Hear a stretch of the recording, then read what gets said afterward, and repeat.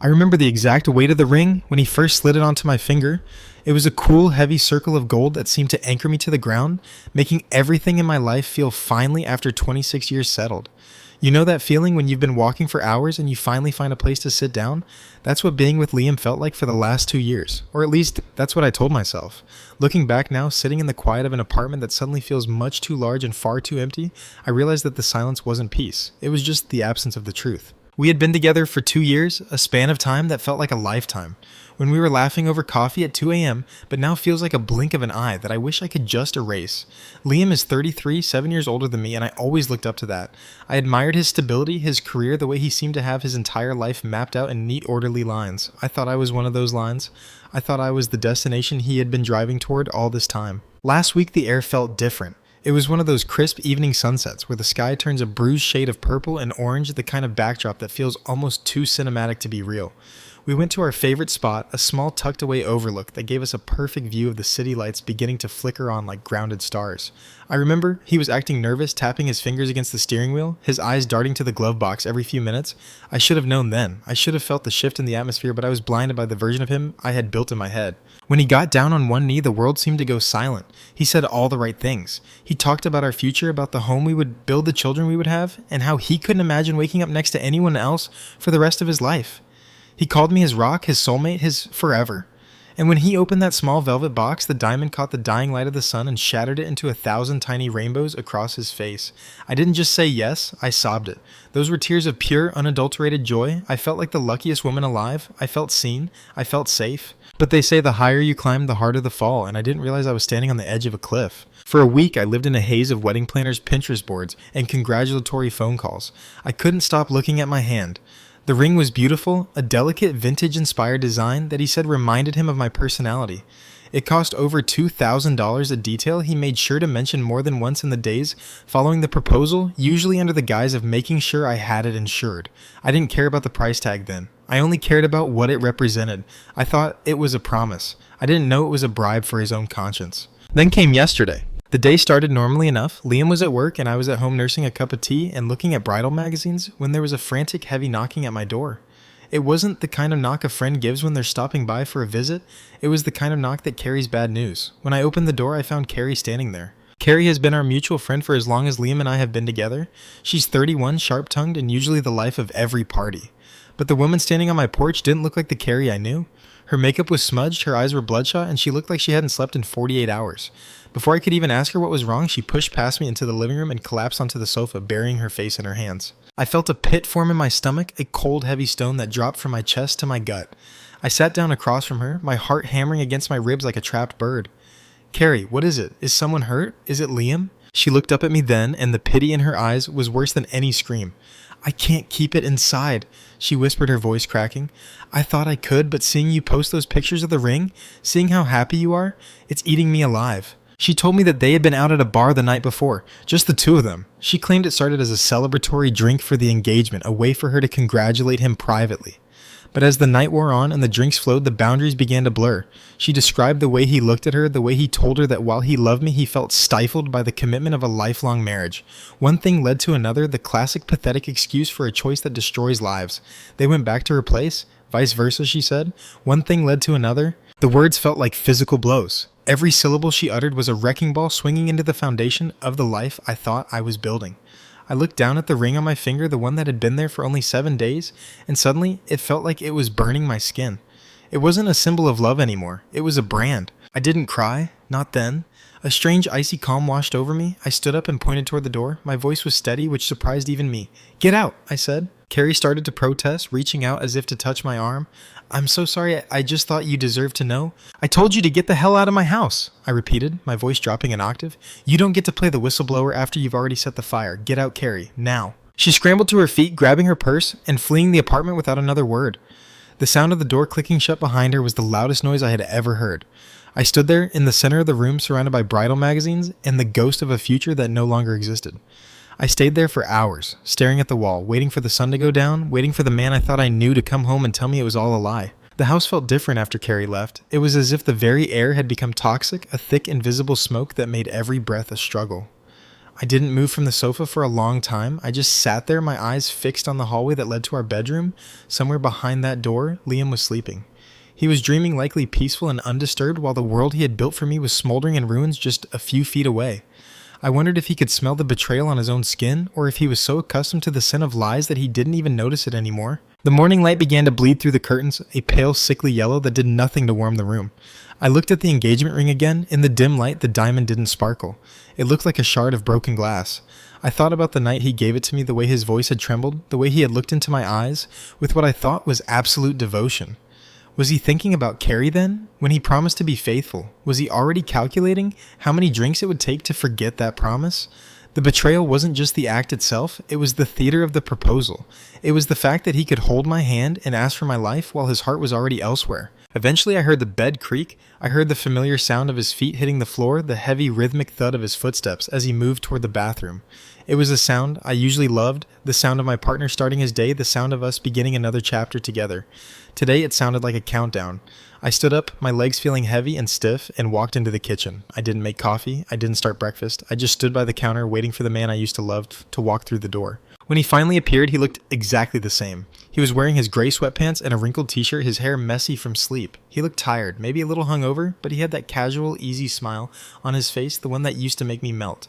"Hey babe," he mumbled, reaching for a mug. "You're up early. Everything okay?" The mundanity of his greeting was the final straw. It was so normal, so practiced. "Carrie was here," I said. My voice was low, devoid of the emotion that was screaming inside me. It was the voice of someone who had already reached the end of their rope. He froze. It was subtle, just a slight tightening of his shoulders, a momentary pause in his reach for the cabinet. But I saw it. I saw the flash of panic in his eyes before he masked it with a confused frown. He turned to look at me, his head tilted to the side. "Carrie, this early? Is she okay? What did she want?" "Don't," I said, the word cutting through the air like a knife. "Don't do that, Liam. Don't play the concerned friend. She told me everything. She told me about the bar. She told me about what happened afterward. She told me about how you feel stifled by me." For a second, the mask held. He actually had the audacity to laugh with a short, nervous sound that made my skin crawl. "Whoa, wait. What are you talking about? Carrie's probably just...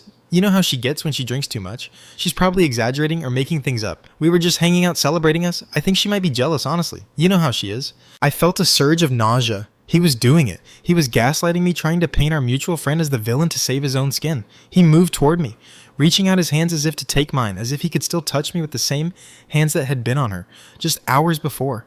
I stepped back, my back hitting the cold edge of the counter. "She wasn't exaggerating, Liam," I said, my voice rising.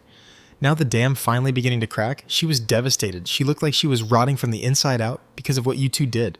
And you wake up and ask for coffee. You try to blame her. I saw your face when I mentioned her name. I saw the guilt. Stop lying to me. For once in your life, have the decency to be honest with the woman you supposedly want to marry. The room went silent. The easy, casual fiancé vanished, replaced by someone I didn't recognize. His posture shifted, becoming defensive, his jaw set in a hard line. The silence stretched between us, heavy and suffocating, until finally the truth broke through. "It didn't mean anything," he snapped, his voice harsh. "It was one night. I was drunk, she was there, and I got overwhelmed. Do you have any idea how much pressure I've been under the wedding, the house? The expectations, I just needed to breathe for a second. It was a mistake, a stupid, drunken mistake." "A mistake is forgetting to buy milk," I whispered, the tears finally starting to burn my eyes. "Going to a bar and ending up in someone else's bed, someone who is supposed to be our friend? That's a choice. That's a series of choices you made while wearing a ring you hadn't even finished paying for yet." "I said I was sorry," he shouted, throwing his hands up in frustration. "What do you want from me? Do you want me to beg? I'm stressed, okay? I'm 33, I'm making these huge life changes, and I just slipped up. It doesn't change the fact that I want to be with you." "You don't get it," I said, shaking my head as the first tear escaped and ran down my cheek. "You think this is something we can just move past. You think an apology fixes the fact that you destroyed every ounce of trust I had in you. You didn't just slip up. You looked at our future and decided it wasn't worth more than a few hours of distraction. I can't look at you without seeing her. I can't touch you without thinking about where you've been." I pointed toward the bedroom, then toward the front door.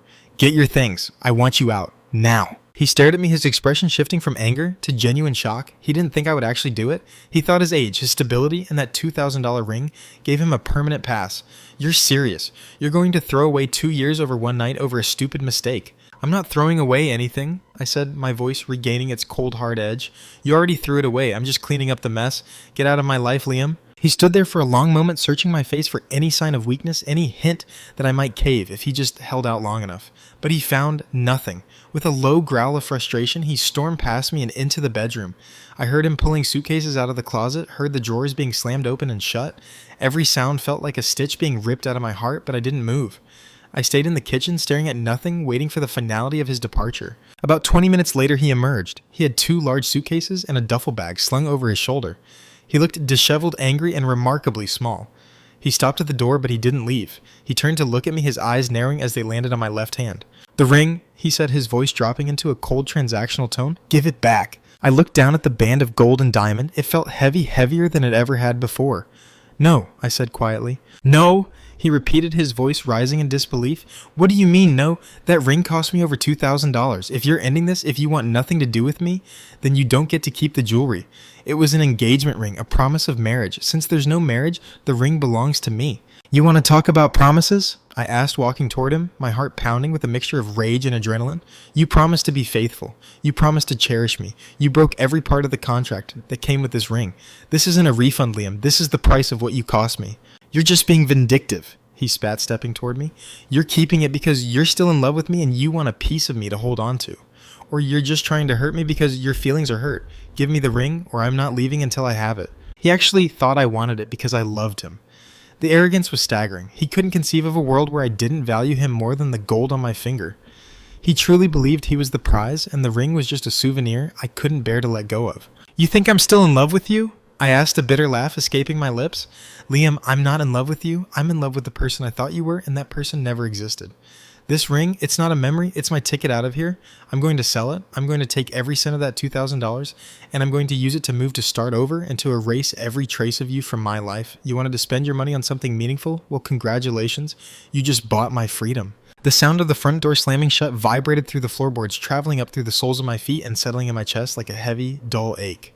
For a long time, I didn't move. I stood in the hallway, staring at the wood grain of the door, listening to the fading sound of his footsteps in the corridor outside, and then the distant muffled roar of his car engine bringing an end to the life I thought I knew. He was gone. The man who just 7 days ago had promised to protect my heart until his last breath had walked out of our home with nothing but a sneer and a demand for a refund on his investment. The silence that followed was absolute. It wasn't the peaceful quiet of a lazy Sunday morning. It was the hollow, ringing silence that follows a massive explosion. I looked around the apartment, and for the first time, I didn't see a home. I saw a crime scene. Every piece of furniture, every photo on the wall, every lingering scent of his cologne was a piece of evidence of the lie I had been living. I walked back into the living room, my legs feeling like they belonged to someone else. My eyes landed on the coffee table where a stack of wedding magazines sat their glossy covers promising the best day of your life and timeless elegance.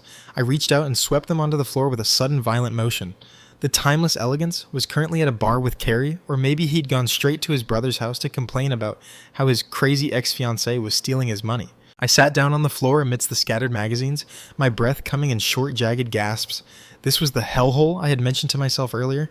It wasn't that the apartment was physically bad. It was a beautiful 2-bedroom with high ceilings and plenty of natural light, but it was haunted. It was filled with the ghosts of the conversations we'd had about where the Christmas tree would go, which room would be the nursery, and how we were going to grow old together. Now those memories felt like jagged glass. Every time I looked at the sofa, I saw us laughing over a movie. Every time I looked at the dining table, I saw the dinner where he'd asked my parents for their blessing. It was all a lie. He had been stifled the whole time. I looked down at the ring again. It was still on my finger, a cold, mocking reminder of my own naivety. I tried to pull it off, but my knuckles had swollen from the stress and the heat of the argument. I tugged at it, a panicked, frantic motion, until the skin turned red and raw. Finally, with a painful yank, it slid off and fell into the hardwood floor with a sharp clink. It looked so small lying there. $2,000. To Liam, that was the price of a life. To him, that amount of money was a significant enough investment that he felt entitled to a return, even after he'd breached the contract. He didn't see the emotional wreckage he'd left behind. He only saw the line item in his bank account.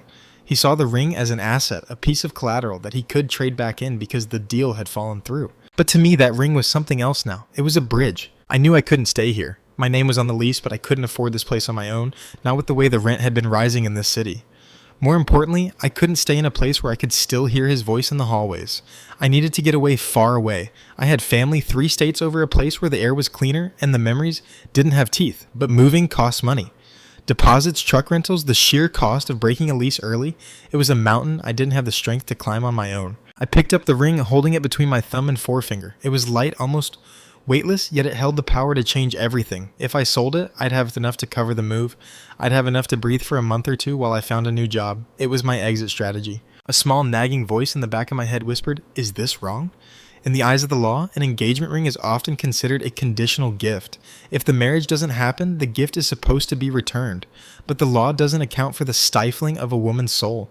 It doesn't account for the weeks of lies, the betrayal with a mutual friend, and the sheer unadulterated cruelty of a man who proposes just to mask his own infidelity. I thought about Liam's face when he demanded it back. He didn't want it because it represented us. He wanted it because he was cheap. He wanted it because he didn't want to lose money on a girl he was finished with.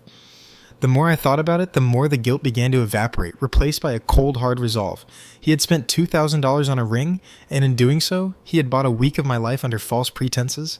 He had bought my tears, my trust, and my public humiliation when I'd eventually have to tell everyone the wedding was off. $2,000 seemed like a bargain for all the damage he'd done. I stood up and went to the kitchen grabbing a glass of water. My hands were finally stopping their shaking. I needed to be smart. I needed to be clinical. I wasn't a victim anymore. I was a woman with a plan. I pulled out my phone and started searching for reputable jewelers in the city. I didn't want to go to a pawn shop where I'd get pennies on the dollar. I wanted a place that would recognize the quality of the stone and the craftsmanship of the band. I found a small high-end boutique downtown that specialized in vintage and estate jewelry. They had a We Buy section on their website promising fair market value. As I scrolled through the site, my phone buzzed in my hand. It was a text from Liam. "I'm staying at my brother's. I'll be back for the rest of my stuff tomorrow afternoon. Have the ring ready. I've already talked to a lawyer friend, and you have no legal right to keep it. Don't make this harder than it has to be, Sarah. Just give it back, and we can both move on." The audacity of it made me want to scream, but instead I felt a strange sense of clarity. "Don't make this harder than it has to be," he'd said. He was still trying to control me. He was still trying to frame himself as the rational one while I was the emotional, difficult woman. He was threatening me with lawyer friends before his side of the bed was even cold. I didn't reply. I blocked his number. Then I blocked Carrie's number. I went to the bedroom and grabbed a small velvet pouch from my jewelry box, tucked the ring inside, and put it in my purse. Tomorrow afternoon, he would come back for his clothes and his electronics. He would walk into an apartment that was half packed, and he would ask for his $2,000 investment. And I would be gone. Not just from the apartment, but from the narrative he was trying to write. I looked at the ring one last time through the fabric of the pouch. It was a beautiful object, but it was tainted.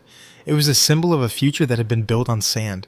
Selling it wasn't just about the money, it was about reclaiming my agency. It was about taking the one thing he valued, his money, and turning it into the one thing I needed most, my independence. I spent the rest of the day in a whirlwind of activity. I called my landlord and explained the situation. I called a moving company and booked a small van for the following morning. I reached out to my sister, who immediately told me she'd have the guest room ready and that she'd help me find a job at the hospital where she worked. For the first time in 24 hours, I felt like I could see a path forward. But as night fell and I lay down on the sofa, I couldn't bring myself to sleep in our bed. The silence returned. I realized that while I was making moves to escape the hellhole, the emotional part of the journey was only just beginning. The betrayal was a wound that was still fresh, still bleeding. I kept thinking about the bar. I kept thinking about the vice versa. I kept thinking about how many other times he might have felt stifled over the last 2 years. Was I the asshole for selling it? Was I being the very person he accused me of being vindictive and bitter? Or was I just a woman who had been pushed to the edge and decided to use the only tool she had to climb back up? The next morning arrived with a gray, heavy light that seemed to mirror the weight in my chest. I hadn't slept more than 2 hours, my mind a frantic carousel of what-ifs and how could he's. Every time I closed my eyes, I saw the two of them, Liam and Carrie, laughing at some private joke while I sat at home dreaming of a white dress and a life that was nothing more than a carefully constructed illusion. The betrayal felt like a physical sickness, a cold knot in the center of my stomach that made even the thought of breakfast impossible. I stood in the middle of the living room surrounded by boxes. I had spent the early hours of the morning packing what I could, my clothes, my books, the small trinkets that belonged only to me. It's amazing how little space a person actually takes up when you strip away the shared life. 2 years of laughter, arguments, and quiet moments distilled into 6 cardboard boxes. I checked my watch. It was 9 a.m. The jeweler I had found online opened in an hour. I looked at the velvet pouch sitting on the kitchen counter. This was it. This was the point of no return. Once the ring was gone, there was no going back. There would be no tearful reconciliation, no working through it, no grand romantic gesture that could erase the image of Carrie's smudged mascara or Liam's defensive shouting. The part of me that was still 24 and head over heels in love wanted to wait. It wanted to believe that this was all a terrible mistake, a nightmare I would eventually wake up from. But the 26-year-old woman standing in the ruins of her life knew better. I grabbed my purse, the pouch, and my car keys. I didn't look back as I locked the door. The jewelry boutique was located in a part of town I rarely visited, a neighborhood of high-end galleries and silent, expensive cars. It felt like a different world, one where things were polished and permanent. As I pushed open the heavy glass door, a small bell chimed, and the scent of expensive lilies and floor wax hit me. It was so quiet inside that I could hear my own heartbeat. A man behind the counter looked up. He was older with silver hair and a suit that probably cost more than my entire car. He offered a polite professional smile that didn't reach his eyes. "Good morning. How can I help you today?" My voice felt thin and reedy. I have a ring. I'm interested in selling it." I reached into my bag and pulled out the velvet pouch, placing it on the glass counter. My hands were shaking and I hated myself for it. I felt like a thief, like I was doing something shameful, even though the person who should be ashamed was currently at his brother's house, probably complaining about his stifled life. The jeweler took a pair of tweezers and gently tipped the ring out onto a black velvet pad. He didn't say anything at first. He picked up a small loop and held it to his eye, leaning over the diamond. The silence stretched out, becoming unbearable. I found myself staring at the way the overhead lights caught the facets of the stone. It was still beautiful. That was the cruelest part. It hadn't turned into coal the moment the truth came out. It was still a shimmering, perfect object hiding the rot of the man who had bought it. "It's a lovely piece," the jeweler said, finally straightening up. "Excellent clarity. The setting is quite delicate. Do you have the certification or the original receipt?" "No," I said, my throat dry. "I don't, but he told me he paid over $2,000 for it." The jeweler made a non-committal humming sound. He turned the ring over, examining the hallmark inside the band. "In the current market for a private sale without papers, I can offer you $1,600. If I were to put it in my estate collection, I might get more, but that would take time. For an immediate buyout, $1,600 is the best I can do." $1,600. It wasn't the full $2,000, but it was enough. It was more than enough to cover the security deposit on a new apartment in my sister's town. It was enough to pay the movers. It was enough to buy me a few weeks of silence. "I'll take it," I said, the words coming out more forcefully than I intended. He nodded, showing no surprise. I imagine he saw women like me all the time. Women with red-rimmed eyes and trembling hands looking to trade a broken promise for a fresh start. He disappeared into the back room to prepare the paperwork and the check. As I waited, I sat on a small velvet stool by the counter. My mind drifted back to a few months ago. We had been at a friend's wedding, and I remember watching Liam across the room. He was laughing, his arm draped over the back of a chair, looking so comfortable, so settled. I remember thinking then that I had finally found my person. I felt so proud to be his. Now I realized that the comfort I saw wasn't love, it was complacency. He was comfortable because he was getting everything he wanted: the stable girlfriend at home and the freedom to do whatever he wanted when she wasn't looking. He hadn't been stifled by me. He had been stifled by the requirement to be a decent human being. The jeweler returned with a slip of paper and a check. "I'll need you to sign this bill of sale stating that you are the legal owner and have the right to sell the item." I hesitated for a fraction of a second. Did I have the right? Technically, the law in my state said that an engagement ring was a conditional gift. If the marriage didn't happen, the ring went back to the giver. But as I looked at that check, I thought about the gift Liam had given me. He had given me a week of agonizing joy, followed by a lifetime of trust issues. He had given me the humiliation of having to call my mother and tell her the wedding was off. He had given me the image of him and Carrie that would haunt my dreams for years. If he wanted to sue me for $1,600, let him try. Let him stand in front of a judge and explain why he felt entitled to a refund after he cheated on his fiancé of 2 years, just days after proposing.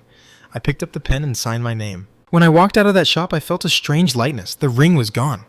The heavy cold weight that had been on my finger, then in my purse, was officially out of my life. In its place was a piece of paper that represented my future. I drove back to the apartment, my mind already pivoting to the logistics of the move. I had 4 hours before Liam said he would be back. I pulled the car into the complex and saw the moving van already waiting. The 2 men I had hired were efficient and silent, moving my 6 boxes and my small collection of furniture with a speed that made my head spin. Within 2 hours, my half of the apartment was empty. The place looked even worse now. It was half dead. His side of the closet was still full of his button-downs and suits. His dresser was still covered in his watch collection and spare change. His presence was everywhere, but the us was gone. I stood in the center of the living room looking at the bare patches on the carpet where my bookshelf and armchair had been. I felt like a ghost in my own life. I took out my phone and unblocked Liam just long enough to send one final message. I didn't want a conversation. I wanted a closing statement. "Everything of mine is gone," I wrote. "The keys are on the kitchen counter. Don't contact me again. If you want to talk about the ring, talk to your lawyer friend, but make sure you tell him exactly why the engagement ended first. Goodbye, Liam." I hit send and immediately blocked him again. Then I walked to the kitchen and placed my spare key on the granite counter right next to where the ring had sat just a few hours before. As I walked toward the door, I passed the hallway mirror. I stopped for a second to look at myself. I looked tired. There were dark circles under my eyes and my hair was a mess. But there was something else in my expression, something I hadn't seen in a long time. It was a spark of defiance. I wasn't just a girl who had been cheated on. I was a woman who had taken a terrible situation and found a way to survive it. I walked out, closed the door, and didn't look back. I got into my car and started the engine. I had a 3-hour drive ahead of me, 3 hours of open road, and the beginning of a new chapter. But as I pulled out of the parking lot, I couldn't help but wonder, was I wrong? Everyone tells you to take the high road. Everyone tells you that being the bigger person is the only way to find peace. But the high road felt like a place where women just got stepped on. By selling that ring, I had taken something back. I had balanced the scales, even if only by a little bit. Is it really being an asshole to demand a price for the wreckage of your heart? Or is it just a form of self-preservation that we're taught to feel guilty about? The drive to my sister's house was 3 hours of a strange, numb clarity. I didn't turn on the radio. I didn't want the distraction of music or the upbeat chatter of a DJ who had no idea my world had just imploded. Instead, I listened to the hum of the tires against the asphalt and the whistling of the wind against the windows. It was a lonely sound, but it felt honest. For the last 2 years, my life had been filled with the noise of a relationship plan's laughter, the constant background hum of another person's presence. Now there was just the road and the steady rhythmic beat of my own heart, which felt fragile like a piece of porcelain that had been glued back together but could shatter at any moment. As the city skyline faded in my rearview mirror, replaced by the rolling hills and stretches of forest that led toward the coast, I felt a physical weight lifting off my chest. Every mile I put between myself and that apartment was a mile away from the version of Sarah who had been stifled without even knowing it. I thought about Liam back at the apartment. By now, he would be walking through the door. He'd see the empty spaces where my life used to be. He'd see the bare walls and the kitchen counter where I'd left the keys. I imagined him looking for the ring. He'd probably check the bedroom first, maybe the nightstand, where I usually kept it at night.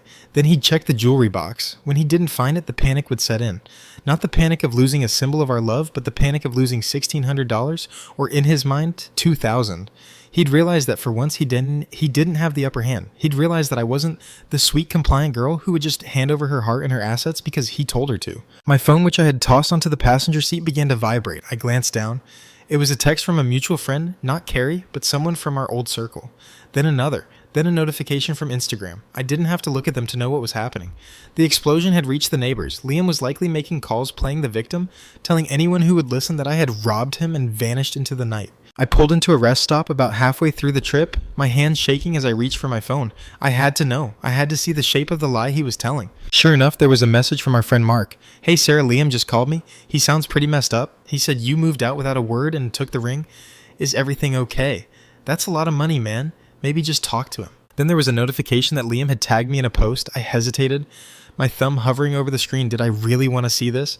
Did I want to give him the satisfaction of getting a reaction? But the curiosity, the need to see how he was twisting the narrative was too strong. I clicked. It was a photo from the night of the proposal. We were both smiling, the city lights twinkling behind us. I looked so happy in that picture it made my stomach turn. The caption read, "Sometimes you think you know someone. You give them your heart and a promise of a future, and they walk away with both and the ring. Heartbroken doesn't even begin to cover it. I just want what's fair." The comments were already starting to roll in. "So sorry, man. That's cold. You'll find someone better." I sat in my car, the air conditioning humming, and I felt a hot, prickly heat rise up my neck. What's fair? He wanted to talk about what was fair. He was publicly painting me as a thief, while he was the one who had committed the ultimate theft. He had stolen my time, my trust, and my sense of safety. He was using that $2,000 price tag as a weapon to make himself the martyr. He knew that in the court of public opinion, taking the ring and running looked bad. It looked vindictive. He was banking on the fact that I was too private, too classy to air our dirty laundry in response. I almost replied. I almost typed out the truth for everyone to see. He cheated on me with Carrie a week after proposing. I sold the ring to pay for the move he forced me into. Ask him about that. But I stopped myself. If I did that, I'd be playing his game. I'd be trapped in a cycle of he said, she said. That would keep me tethered to him for weeks. He wanted the ring back because he wanted the money, but he also wanted the ring back because it gave him a reason to keep talking to me. It was a leash. I deleted the Instagram app from my phone. I blocked Mark. I blocked every mutual friend who had reached out with concern that felt more like gossip seeking. Then I put the phone back on the seat and pulled back onto the highway. When I finally pulled into my sister's driveway, the sun was beginning to set. Her house was a small, cozy craftsman with a porch swing and a garden overflowing with hydrangeas. It looked like peace. It looked like a place where a person could heal. My sister Megan was already on the porch. As soon as I stepped out of the car, she was there wrapping me in a hug that smelled like lavender and home. I didn't realize how much I had been holding in until that moment. The tears I had been refusing to cry since Carrie stood in my living room finally came. I sobbed into Megan's shoulder, my body shaking with the release of a week's worth of trauma. "I've got you," she whispered, stroking my hair. "It's okay. You're safe now. Everything is going to be okay." Inside the house was warm and quiet. Megan had made a pot of tea and laid it out a spread of comfort food that I couldn't even look at yet. We sat on her oversized sofa and I told her everything. I told her about the proposal, the tears of joy. Carrie's confession, the confrontation in the kitchen, and finally the jeweler's shop. Megan listened without interrupting her expression, a mix of heartbreak and simmering rage. When I finished and told her about the $1,600 and Liam's Instagram post, she let out a long, slow breath. "You did the right thing, Sarah," she said firmly. "People are going to talk. Let them. They weren't in that room with you. They didn't see his face when he admitted it. And they certainly don't have to deal with the bills you're facing because he decided to blow up your life." "But am I the asshole?" I asked, my voice barely a whisper. "Everyone says the ring is supposed to go back. I feel like I'm becoming this bitter person I don't recognize. I feel like I stole from him." Megan leaned forward, taking my hands in hers. "Sarah, listen to me. He didn't just give you a ring. He gave you a contract that said he would be your partner. He broke that contract within hours of signing it. That ring wasn't a gift. It was a down payment on a life he had no intention of actually living. You didn't steal $1,600. You collected a tiny fraction of the emotional damages he owes you. If he wants to sue you, let him. No judge in the world is going to look at a man who cheated on his fiancée immediately after a proposal and tell her she owes him for the ring she used to escape him." I wanted to believe her, I really did, but the guilt was a stubborn thing. It's funny how we're socialized to feel guilty for protecting ourselves. We're taught that being the bigger person means suffering in silence, handing back the jewelry, and moving into a shelter if we have to, as long as we keep our dignity intact. But whose dignity are we keeping? Is it dignified to let a man cheat on you and then hand him back $2,000 so he can go buy a new watch or take Carrie out on a date? That night, as I lay in the guest bed staring at the moonlight filtering through the curtains, I thought about the hellhole I had left behind. I thought about the ring now sitting in a velvet tray in a shop downtown, waiting for someone else to buy it. I hoped that whoever bought it had a better story than mine. I hoped they found the forever that I thought I had. But mostly, I thought about the $1,600. To Liam, it was a loss. To me, it was the first brick in the wall of my new life. It was the security deposit. It was the gas in my tank. It was the proof that I could survive. I wasn't in love with him anymore. The love had died the moment Carrie opened her mouth. What was left wasn't hate. It was just a cold, hard clarity. I was done being the girl who cried tears of joy. I was ready to be the woman who did what she had to do. The first few mornings at Megan's were the hardest. I would wake up in that unfamiliar guest room, the sun tracing patterns on the pale blue walls, and for a split second, I would forget. I'd reach out across the bed, my hands searching for the warmth of another body, for the familiar sound of Liam's steady breathing. Then the weight of reality would crash down on me like a physical blow, and the phantom ache in my ring finger would start all over again. I'd look at my hand, and the pale, untanned circle where the gold had rested was a ghostly reminder of everything I had lost and everything I had taken back. Megan was a saint. She didn't push me to talk, didn't tell me to get over it, and didn't ask me when I was going to start looking for a job. She just left a mug of coffee on the nightstand every morning and made sure there was always a fresh pack of tissues nearby. But even in the sanctuary of her home, I couldn't escape the digital storm that was brewing back in the city. Liam wasn't letting go. He wasn't just angry about the money. He was angry that I had rewritten the ending of his story. In his mind, he was the successful 33-year-old man who made a mistake, but was willing to be the bigger person and work on things. By selling that ring and vanishing, I had turned him into the man who got outsmarted by his 26-year-old fiancée. His ego, it seemed, was worth much more than $2,000. On the third day, the email arrived. It wasn't from a lawyer, not a real one anyway. It was from a generic address, but the tone was chillingly formal. It was a notice of intent to sue for conversion of property. It claimed that by selling the engagement ring, I had committed a civil wrong, and that if I didn't return the full purchase price of $2,150 within 48 hours, legal action would be taken. I sat at Megan's kitchen table, my hands shaking so hard the laptop screen seemed to blur. "He's doing it," I whispered. "He's actually trying to sue me." Megan walked over and read the email over my shoulder, her jaw tightening. "This isn't from a law firm, Sarah. Look at the signature. It's just legal representative. This is almost certainly his brother or one of his drinking buddies trying to scare you. Real lawyers don't send emails like this for a $2,000 small claims issue without a letterhead." "But what if he does?" I asked, a fresh wave of panic rising in my throat. "What if I really am the bad guy here? Maybe I should have just given it back. Maybe I should have just walked away with nothing and kept my hands clean." Megan pulled out the chair next to me and sat down, her eyes intense. "Sarah, look at me. Clean hands don't pay for moving vans. Clean hands don't keep you from being homeless when your partner decides to cheat on you and kick you out of your shared life. You didn't steal that ring from a stranger. You didn't break into a store. You took an asset that was given to you as a promise he broke. If he wants to take you to court, let him. He'll have to stand up in front of a judge and explain why he's suing the woman he betrayed. He'll have to admit on the record what he did with Carrie." I leaned back, closing my eyes. The thought of a courtroom, of seeing Liam again, of having to talk about the vice versa in front of a stranger, made me feel physically ill. But there was something else too, a growing spark of anger that was starting to burn through the fear. That afternoon, I decided I needed to know the full truth. If I was going to be the villain in Liam's story, I wanted to know exactly how much damage I was being blamed for. I unblocked Carrie. I didn't call her. I didn't want to hear her voice. I just went to her social media. I expected to see her hiding, perhaps deleted or private out of shame. But Carrie had never been one for shame. Instead, I found a series of cryptic posts, photos of wine glasses with captions about new beginnings and the truth always coming out. But it was a photo from 3 weeks ago that stopped my heart. It was a picture of a cocktail at a bar I recognized, the same bar Liam and I went to for our anniversary. In the corner of the frame, just barely visible, was a man's hand. A hand wearing a very specific watch, a watch I had bought Liam for his 32nd birthday. The date on the post was 2 weeks before the proposal. The one-night mistake was a lie. This hadn't been a drunken lapse in judgment after the pressure of the engagement became too much. This had been going on while he was shopping for the ring.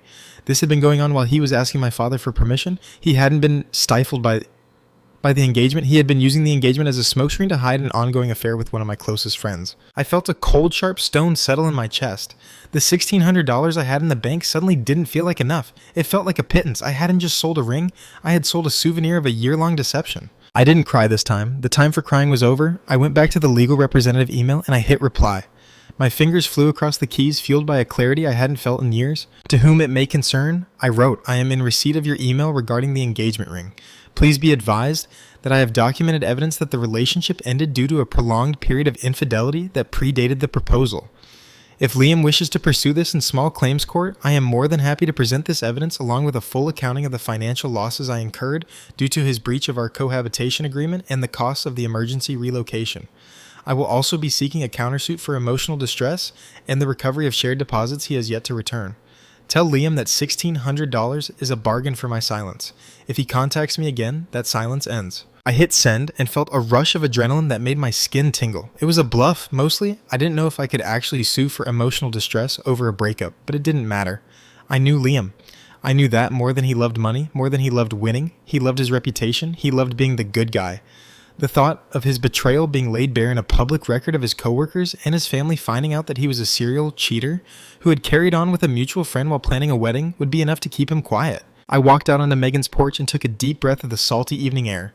For the first time, the hellhole felt like it was truly behind me. I wasn't just running away anymore, I was standing my ground. I looked at my bare hand. The pale circle was still there, but it didn't look like a scar anymore. It looked like a clean slate. I thought about the $1,600 sitting in my account. It wasn't just money for a deposit anymore. It was a symbol of my value. It was the price he paid for thinking he could treat me like a footnote in his own life. But as the sun dipped below the horizon, casting long purple shadows over the garden, a question still lingered in the back of my mind. The internet, the mutual friends, the legal-sounding emails they all pointed to, one thing that I was the one who had crossed the line. They saw a woman who took a ring and ran. They didn't see the woman who had been gutted from the inside out and was just trying to find a way to breathe. Does the high road have a toll? And if so, why is it always the person who is hurt the most who is expected to pay it? Am I the asshole for refusing to be the victim he wanted me to be? Or is the real asshole the person who thinks a $2,000 piece of jewelry can buy a woman's silence and her self-respect? The silence that followed my email was deafening, but it wasn't the empty, hollow silence of the apartment. This was a tactical silence. It was the sound of a man who had finally realized that the person he had spent 2 years manipulating had suddenly developed a spine of cold, hard steel. For 48 hours, my phone didn't buzz with threats. No legal representatives reached out. No mutual friends sent check-in texts that were actually just fishing expeditions. It was as if by threatening to tell the full unvarnished truth, I had cast a spell of invisibility over myself. I used that time to breathe. Truly breathe. Megan and I spent the weekend doing things that had nothing to do with Liam weddings or betrayal. We went for long walks along the rugged coastline near her house where the air was so sharp with salt that it felt like it was scrubbing my lungs clean. We spent hours in a small dusty bookstore in town, and I bought 3 novels that I actually wanted to read, not the How to Be a Better Partner, books Liam used to subtly suggest I look into. I felt like I was slowly, painstakingly putting myself back together one small decision at a time. On Monday morning, I sat down at Megan's kitchen table with a fresh notebook and my laptop. It was time to put the $1,600 to work. That money felt different now. It didn't feel like stolen money or ring money anymore. It felt like seed money. I used a portion of it to pay the deposit on a small 1-bedroom apartment just 3 blocks from Megan's place. It wasn't as fancy as the apartment I'd shared with Liam. The floors creaked and the kitchen was tiny, but it was mine. Every square inch of it would be filled with things I liked without having to wonder if I was being stifled or if I was taking up too much space. I also started applying for jobs. I had a degree in marketing and 2 years of solid experience, but I had been working at a firm where Liam's best friend was a senior partner. I knew I couldn't go back there. I needed a clean break. I spent the afternoon tailoring my resume, removing the ties to my old life, and sending it out to local businesses and remote agencies. Each click of the submit button felt like a victory. But just as I was starting to feel like I was winning the world outside my little bubble intruded. There was a knock on the door while Megan was at work. I expected it to be a delivery or a neighbor, but when I looked through the peephole, my heart nearly stopped. It was Mark, the mutual friend who had texted me about what was fair. I hesitated, my hand on the lock. Part of me wanted to pretend I wasn't home, but I was tired of hiding. I was tired of being the one who ran. I opened the door just a crack. Sarah. Mark said, his face softened with a look of genuine pity that made me want to scream. Can I come in? I was in town for work and I wanted to see how you were doing. Liam is really worried about you. Liam is worried about his money, Mark. I said, my voice flat. I'm not in the mood for a lecture on fairness. If you're here as his messenger, you can turn around and go back to the city. Mark sighed, leaning against the doorframe. It's not just that. Look, I know things ended badly. I know he messed up, but Sarah, everyone is talking. People are saying you had this planned. They're saying you were looking for an excuse to leave and take the ring. It looks bad, especially with you blocking everyone. It makes you look guilty. I felt a laugh bubble up in my throat, a harsh, bitter sound. Guilty of what? Surviving, Mark? Did he tell you about Carrie? Did he tell you that he'd been seeing her for weeks before he even bought that ring? Did he tell you that I found out because she showed up at my door crying because she couldn't live with herself anymore? Mark's expression shifted. The pity stayed, but it was joined by a flicker of doubt. He said it was a one-time thing, a mistake after the proposal. He lied. I said, stepping out onto the porch and closing the door behind me. I didn't want him in Megan's house. He lied to you. He lied to me. And he's lying to himself. I didn't plan this. I was planning a wedding. I was looking at dresses. I was ready to give that man my entire life. And when I found out he had turned our forever into a joke, I decided I wasn't going to be the punchline. I stepped closer to him, my voice dropping. I sold that ring to pay for the move I had to make because he made our home uninhabitable. I sold it because I didn't have a savings account that he didn't have his name on. I sold it because it was the only thing of value he ever gave me that wasn't a lie. If you want to talk about what's fair, tell me this. Is it fair that I'm the one who had to pack my life into 6 boxes in 2 hours? Is it fair that I'm the one who has to start over in a new town while he stays in our apartment with his lawyer friends and his brother? Tell me, Mark, what is the fair price for a shattered life? Mark didn't have an answer. He looked down at his shoes. The silence between us stretching out until it became uncomfortable. I didn't know about the weeks part, he finally muttered. He didn't mention that. Of course he didn't, I said, because that would make him the villain and Liam doesn't know how to play that role. He only knows how to be the victim or the hero. Well, I'm done being his supporting character. Go back and tell him that if he continues to talk about me, if he continues to send people to my door, I will stop being classy. I will post every single detail of his affair. I will tag his mother, his boss, and his brother. I have nothing left to lose, Mark. He has everything. I didn't wait for him to respond. I walked back inside and locked the door. I stood there for a moment, my forehead pressed against the cool wood, my heart racing. I had done it. I had stood up to the narrative. But as I watched Mark's car pull away through the window, the adrenaline began to fade, replaced by a deep, bone-weary exhaustion. Is this what the rest of my life was going to be? A series of confrontations, a constant battle to prove I wasn't a thief. I went to the kitchen and looked at the checkbook I'd opened with the ring money. $1,600. It was a lot of money, but in the grand scheme of things, it was nothing. It wouldn't last forever. It wouldn't fix my heart. It wouldn't erase the memory of the way Liam's eyes looked when he lied to me. I realized then that the ring wasn't just a financial asset. It was a weight. Even after I'd sold it, the ghost of it was still pulling at me. It was keeping me tethered to a version of myself that was defined by what Liam did to me. I sat down and wrote a letter. Not an email, not a text, but a physical letter. It wasn't to Liam and it wasn't to Carrie. It was to myself. I wrote down everything I was letting go of. I wrote down the guilt I felt for stealing the ring. I wrote down the shame I felt for being cheated on. I wrote down the fear of what people thought of me. I am not a thief, I wrote. I am a woman who took back her own value. I am not a victim. I am the architect of my own future. The debt is paid. I didn't send the letter. I took it out to the small fire pit in Megan's backyard that evening. As the flames licked the edges of the paper, turning the words to ash and smoke, I felt a shift. The hellhole wasn't a place. It wasn't the apartment or the city. It was the feeling that I owed Liam something. It was the belief that his betrayal gave him some kind of power over me. The fire flared up for a second, a bright orange light against the dark, and then it settled into glowing embers. The letter was gone. The ring was gone. The stifled girl was gone. But the world is a small place, and sometimes the past has a way of catching up to you just when you think you've finally outrun it. Moving into my new apartment was a quiet, lonely affair, but it was the most empowering thing I had ever done. It was a 5th-floor walk-up in an old brick building, and the windows rattled whenever a heavy truck drove by, but it was mine. I spent the first night sitting on a folding chair, the only piece of furniture I'd brought besides my bed, eating takeout by the light of a single lamp. I looked at the walls bare and awaiting a new story, and for the first time in 2 years, I didn't feel like I was waiting for someone else's permission to exist. The $1,600 had been depleted, but it had done its job. It had paid the double deposit required for my lack of recent local rental history, it had covered the moving van, and it had bought me a month of groceries. That ring, once a symbol of a false promise, had literally become the roof over my head. Every time I turned the key in my new lock, I thought about the weight of that gold and how much lighter I felt now that it was gone. A week later, I got the call I had been waiting for. A local marketing boutique, impressed by my portfolio and my unusual willingness to start, immediately offered me a position as a senior coordinator. The salary was enough to live on, the benefits were solid, and most importantly, the office was a 20-minute walk through a beautiful park. When I hung up the phone, I sat on the floor of my tiny kitchen and laughed until I cried. This was the bridge I had built. If I had given that ring back, I would still be sleeping on Megan's sofa, trapped in a cycle of debt and dependence, probably still answering Liam's manipulative emails because I'd have no other choice. But the past wasn't quite finished with me. About a month after I'd moved in, a thick envelope arrived in the mail.